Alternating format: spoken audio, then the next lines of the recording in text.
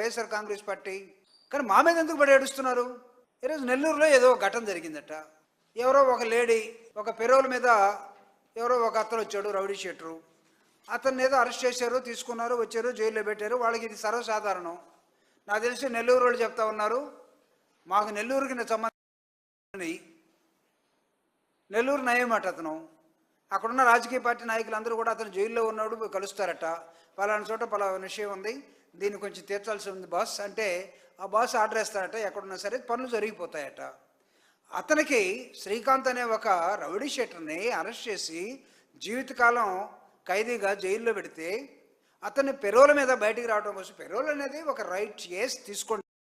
మీరు మధ్య మధ్యలో కొన్ని అంశాలు ఉంటాయి, కుటుంబాలకు సంబంధించో లేకపోతే ఆరోగ్య విషయాలు లేకపోతే ఇంకొకటో ఉంటాయి, మీరు బయటికి తెచ్చుకున్నారు, తెచ్చుకోండి.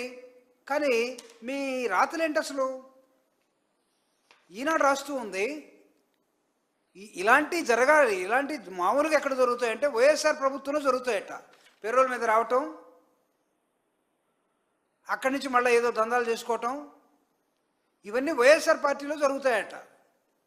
జగన్మోహన్ రెడ్డి గారి ప్రభుత్వంలో జరుగుతాయట. అసలు కూటమి ప్రభుత్వంలో మాకు తెలియకుండా ఎవరో జరుగుతున్నాయని ఆశ్చర్యపోతూ ఈనాడు రాస్తూ ఉంది. అంటే మీకు తెలిసి జరిగితేనే ప్రభుత్వం, కూటమి ప్రభుత్వం పనిచేస్తూ ఉండాలి.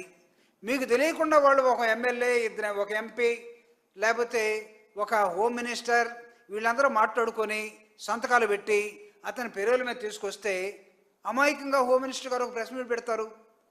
అసలు మాకే సంబంధం, ఎలా వచ్చారు,